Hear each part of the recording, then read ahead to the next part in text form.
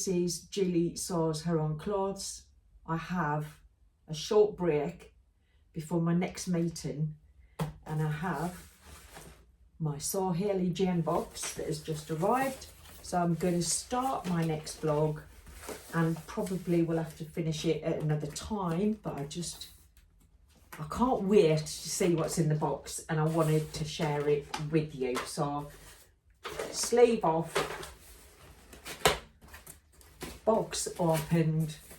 Oh, it's not as heavy as it has been lately. It's all sealed, and I'm about to dive in. So give me a second to get myself organised. We have, okay, this is exciting. We have issue number 60 is November Raw. Raw is probably back to front, but it's called Raw, and look at the design on the newsletter. I'm not going to go through the newsletter with you right now because I just want to unbox and see what's in it and make sure that you capture my initial reaction. So the first thing is the pattern, and it is Atelier Scammet. I already have one of their patterns that came from a Sew Haley Jane box maybe last year, which I can't remember the name of it, so I'm not going to guess. But this is the NA top and dress pattern. It actually doesn't look too dissimilar to the last one that I've got, so I'll have to pull that out and have a look. And it comes with an online sew along, which is in French, but I can definitely follow the visuals on that. So yeah, that looks like quite a nice dress pattern. I have to have a read. Oh, it's written in English as well. V-neck finished with a concealed binding, extended with a button placket, 7/8 of a sleeve. I've never heard that expression before. Yeah, fairly straightforward blouse, with or without sleeves. It will definitely be with sleeves if I'm making it this time of year. That's the pattern. I mean, that'll be gone before my next meeting starts in 10 minutes time. A little Freddo chocolate bar. I have a little I love a list, which I do. I've got books and books of lists. I've got a little notepad. Oh, I have some ribbon which has a raw themed animal print on it. I think the rest of the pack is going to look like it goes with that. And there's my colour. Can you see that? A beautiful golden brown, rusty brown. We'll go with rusty brown. So my meter, I'm going to actually have a look at the book just so I can capture what it says the fabric is, so I can tell you. So this is 1 meter of giraffe viscose. Ta-da! Definitely getting the raw vibes from that, but that's not the main fabric. Actually, it's very soft, and monochrome. Love a bit of monochrome. So the main fabric is definitely not monochrome. It is 3.5 meters of fabric godmother, like a zebra, and it's viscose jacquard, and it looks amazing. So this feels lovely. This is the fabric. How glorious is that? It's got a beautiful sheen to it, and you can see the jacquard picked up there. It's just gorgeous. Beautiful colour. So it's like the darkest blue with a bit of light blue around the animal print design on that beautiful rusty brown background. Oh, love it. That is not going to end up in that pattern because I don't think that's really what I'm going to do with it. In saying that, I don't know exactly what I am going to do with it.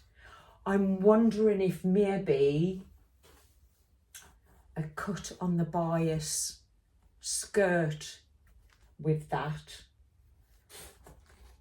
would be really nice. Full length maxi skirt. Even the back of the fabric is really nice.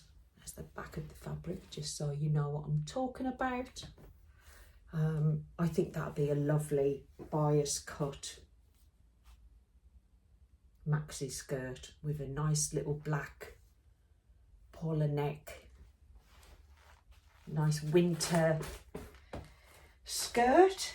That is my Saw Healy Jane unboxing. So I've got lots to catch up on, and I'm going to clear my desk now and get back to my meetings. I'll catch up with you soon. Today I've got some new fabric that's arrived. I have a couple of new makes to share with you and some extra treats that have arrived in my sewing room. So let's get on with it. The first thing that I want to share with you is the last thing that I showed you I was planning to make, and that was the Maker's Atelier maxi skirt. I will put a little picture up to remind you what I was talking about. And I remember cutting out the pattern pieces and thinking there's just no way that skirt is going to wrap itself around my hips and my waist. The pieces just looked way too narrow. So I made a toile. I didn't want to waste some good denim. My intention is I am going to make this as a denim maxi skirt. I really love the length of it and I love the kick pleat style of it. So I made a toile of it up in this, what was very, very cheap needle cord. So it's a very fine wheel corduroy. It's got some stretch in it, but it wasn't fabulous to work with, but it has given me an idea of the fit and the style of the skirt. And I have to say, I am really impressed with the garment in what I've ended up with. I put a little bit of footage here because I did try it on and did a little bit of twirling in front of the camera. I didn't bother putting the back pockets on because it was a toile, and I'm pretty certain those pockets are going to look nice. So on the denim skirt that I'm going to make, I will put the big patch pockets on the back. I made it with a front kick pleat and a back kick pleat. Now, I have to say, it's not necessary. I don't need it. Flaps about too much with the full pleat in the front and the back. The next one I'm going to make with just the kick pleat in the back, but I really love the style of the pleat. I think it looks really nice. It's very deep, and as you walk, you don't get to see a lot of the inside of the fabric, but because it was it almost felt like I was wearing culottes where it was just so open in between my legs, which I'm not sure I need that. But actually it is the first zip placket that I've made from scratch, and you will see it's not perfect because I didn't even pick the right colour zipper. I just wanted to try it to see how I got on with it. So this is the front fly here and the zip, and it's got the I didn't even overlook the edges, as you can see. But what I wanted to do was just to go through the motions and see how I got on with it. And actually, as a functioning fly zipper, it does work really well. So I'm really quite pleased with that. I mean, you can see how poor quality this fabric is. I literally ironed it once, and I ironed it with an iron cloth, so I didn't iron straight onto it. It's just, yeah, it's not the greatest fabric. So, but then that cost me a couple of quid, so I'm not really that fussed about that. But it is the right sizing. So the pattern does state that it's for intermediate or confident beginner. I think it says intermediate. It's very sparse on instructions. It assumes that you know what you're doing, which I guess it's stated that you need to be an intermediate sewer. Then it's acceptable to see that it's not gone into every single detail. Like, I wasn't sure when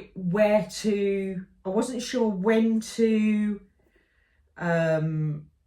overlock and when not to, and whether that would cause an extra bulk that I didn't need, so I literally just didn't bother.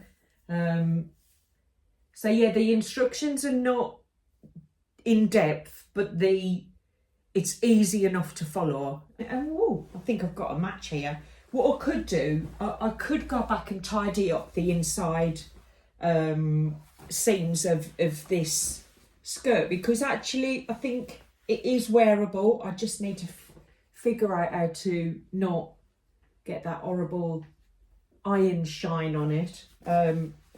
So maybe it'll be a wearable toile, because I think it matches really well with the garment that I started making at my first ever sewing social, which was with Sam from Sequin Girly. Sequin Girly or Sequin Girly Creates, one of the two. But I took my patina blouse with me, and I stopped when I got to the button placket, because I think the button placket goes all the way around the collar, all the way around. I mean, it's quite a length and needed a little bit of concentration, and I find that's the thing that I can't do really well when I'm at a sewing social, because I'm getting involved in all the conversations, and you know how it is if you've been to one of them. But this, I think, this is my latest patina blouse. I really love the patina blouse. This is my third one. The first one I made, I think it was before I got my overlocker, and the seams kind of didn't last as well, because I wore it to death. I loved it. It was black and white spotty. This is, I don't know if you can see, it's not spotty, although it's looking spotty. It's actually little kind of wheels. I don't know if you can, is it picking it up? Tiny little wheels. This is dead stock, designer dead stock shirting, and I've got a feeling this is Ted Baker. I think it's a men's shirting fabric, but that doesn't stop me wanting to make something for myself out of it, because it's really lovely cotton. It feels really nice, and it definitely isn't going to look masculine, because it's got this round collar at the back with a very deep front to it. It's definitely very feminine, even though it's quite boxy. So I literally think that is going to be a really nice blouse to wear with the maxi skirt. I think they'll go really nice together. So I do need to get a crack on with that. So since I got back from that social, which was in September, all I've managed to do with this is to complete the button placket, but if I say so myself, it was worth waiting and doing it properly. It's really neat and tidy. I'm really happy with it. Got no puckers or bumps, and that's quite a tricky, if anyone's made the patina, it is quite a tricky placket to really get nice and flat and smooth all the way around. It's got a double yoke on the back, so all of the seams on the back are hidden. They're not on short at all. So yes, I've got the first sleeve on. I just need to get it finished really, and I think I want to bump this up to completion because it just keeps getting pushed back in my pile of things to do. So that I am going to leave on my desk to make sure it doesn't get relegated to the bottom of the pile again, and the skirt can go back up to the house, because I think that I'm going to give it another wash and then finish off the seams on the inside a little bit more. So this week, last week, the foiled line, I don't know if you watched the foiled line, but last week it was a little bit different. I think Katie did a little bit of behind the scenes, and she was showing where she was photographing all of the Christmas preparation, and she mentioned these little Fiskar snips. Now, my snips, and actually I think Adam's been talking about snips as well. It's so annoying because they are the thing that I use most in the sewing room, constantly cutting the tails off, and I use it for when you're putting the notches on the garments at the cutting out stage. So I use them constantly, but they get blunt so quickly. Now, Katie mentioned that these Fiskar ones, which are a little bit more, I mean, they're quite in depth. You can close them up. Like normally the ones I use are just, I don't know if I've got, I think I might have thrown them because they were getting on my nerves. They were so blunt, but this does open up, and it's got a protection shield on it to close it. Are they the answer to my problems? No, they're definitely not. They might stay sharp for a very long time, but they are clunky. If you haven't got them in, I mean, you pick them up and you want to use them. I have to pick them up and check, have I got them the right way around? Is it that way? Is it that way? Because one way it snips really easy, and the other, you've got the depth of the blade.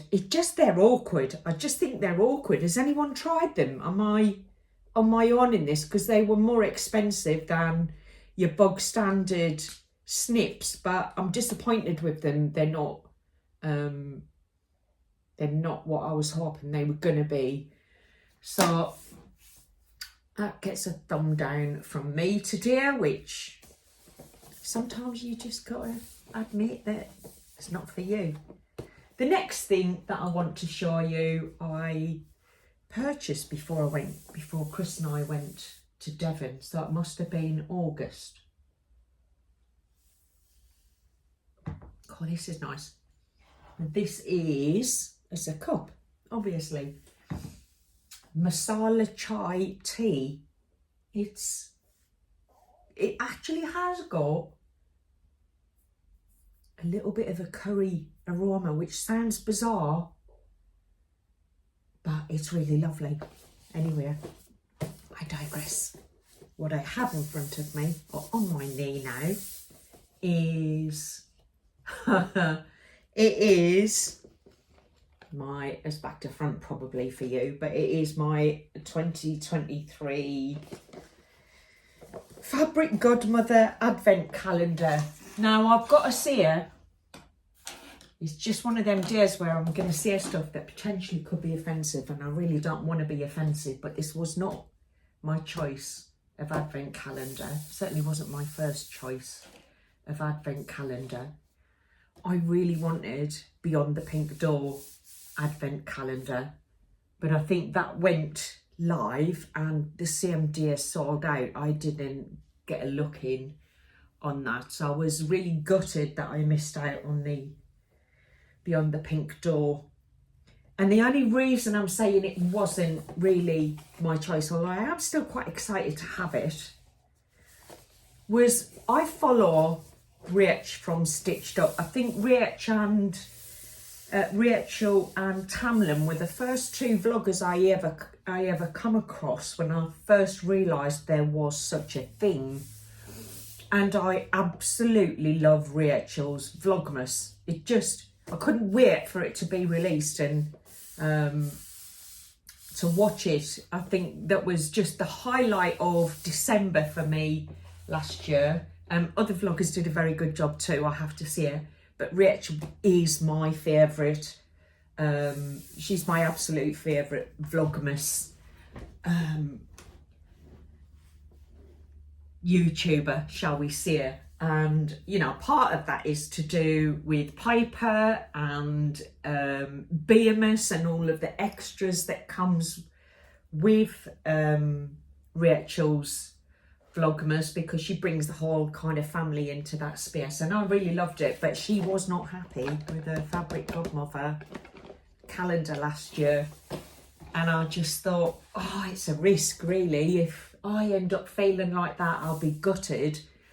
I've just got my fingers crossed, and I'm hoping that they were watching Rachel's Vlogmas and decided they need to up their game this year. So I'm really hoping that the Fabric Godmother Advent Calendar has some gorgeous treats in there. So yes, I'm looking forward to that. But before we get to December, there's a few things happening that I potentially wasn't, well, one I definitely wasn't expecting.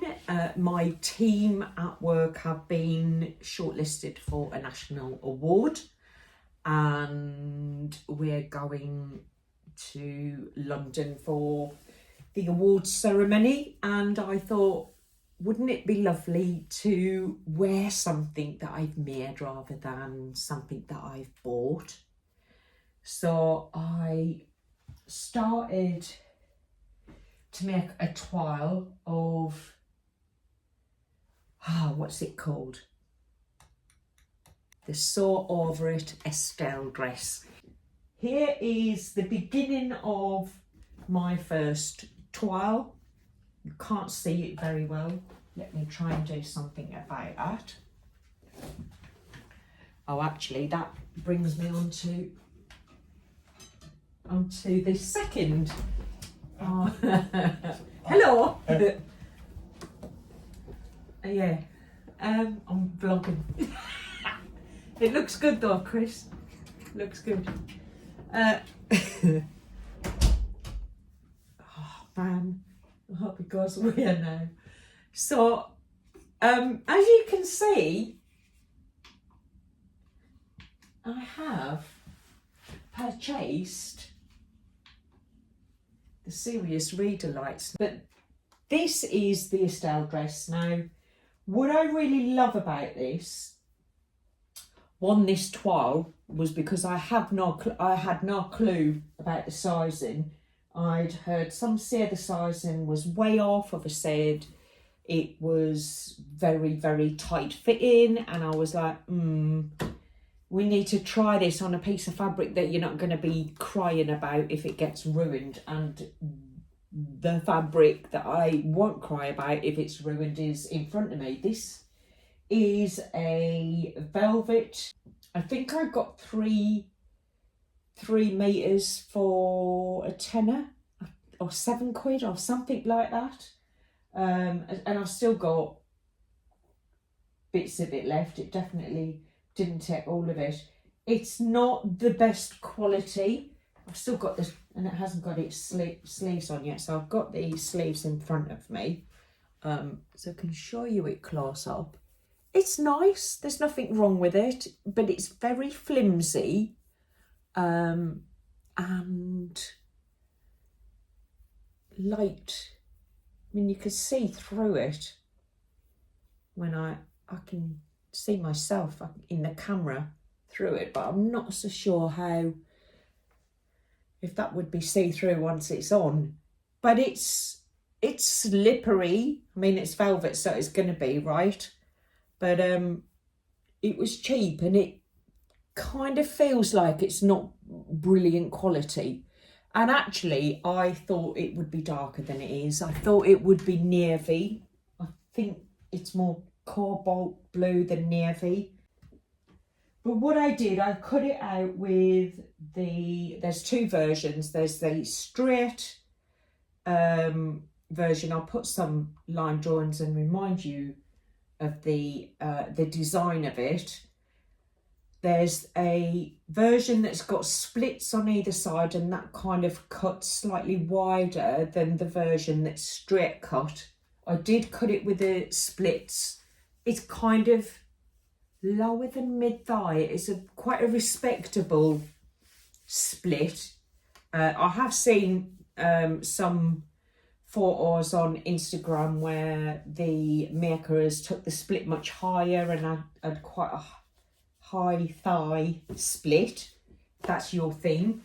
But then I tried it on and I just thought, oh, I don't love it. I didn't like the way the fabric flopped about.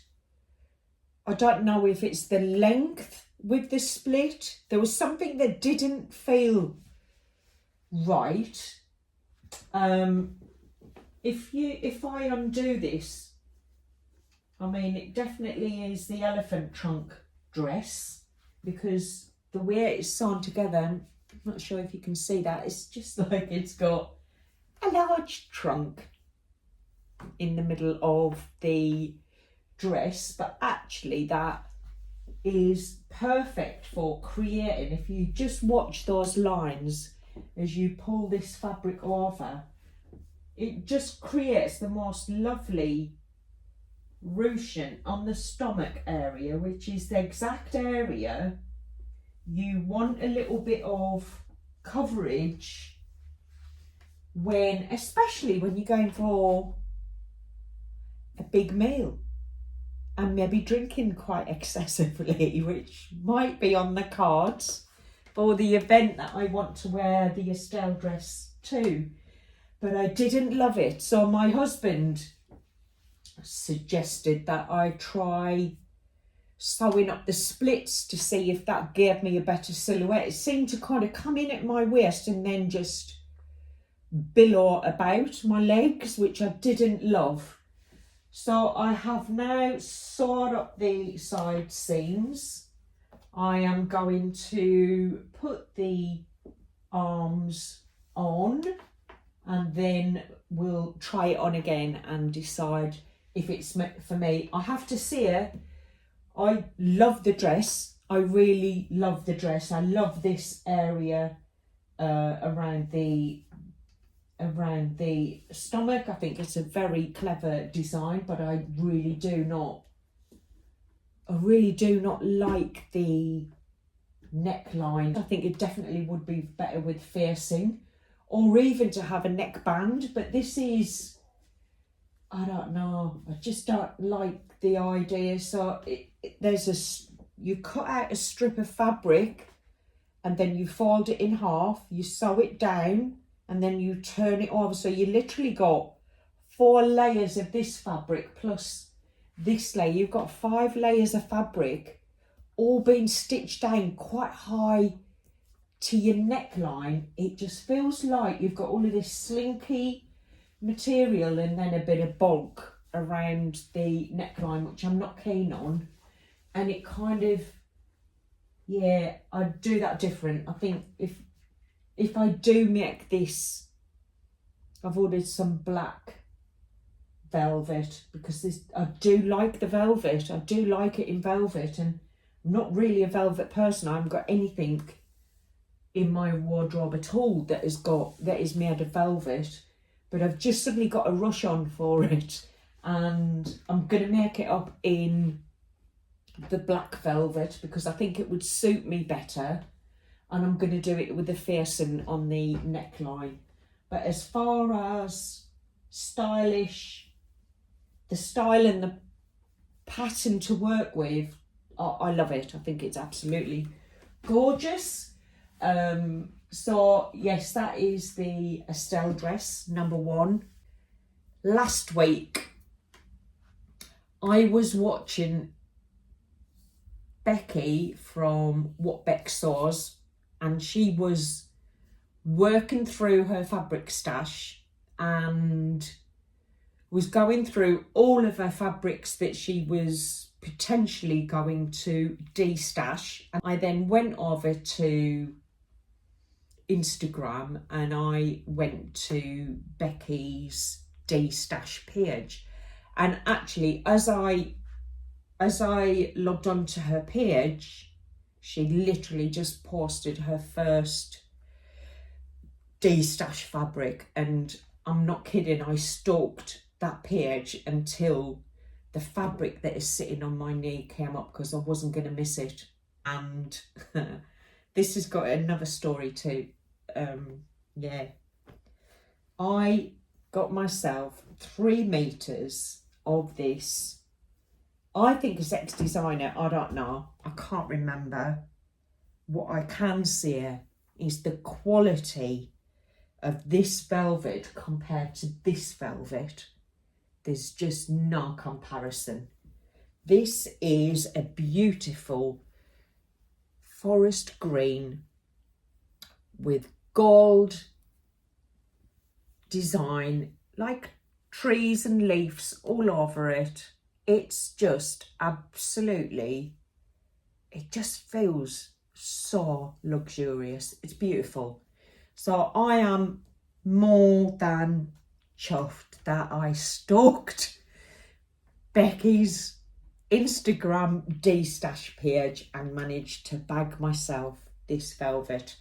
And what I decided to make, I wasn't sure where this was going and how successful it would be. I had started it when this arrived, when the postman dropped this at my door.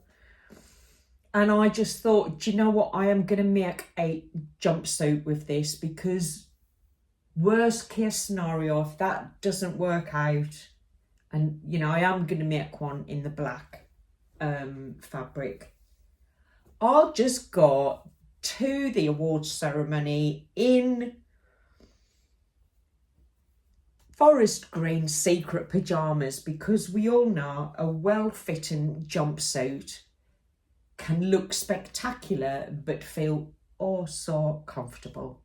So I made the Ellie and Mac 4 Seasons jumpsuit. I decided I was going to make the bell sleeve, which, as you can see here, it just cuffs into an elastic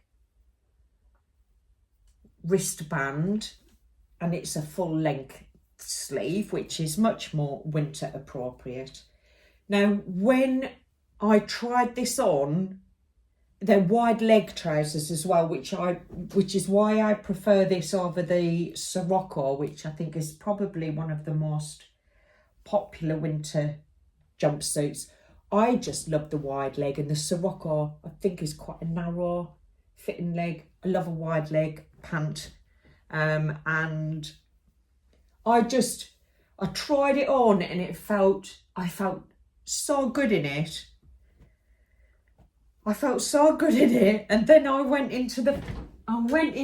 come out of the bedroom and I went to ask my husband to mark the length of the trouser, because it definitely needed taken up a little bit.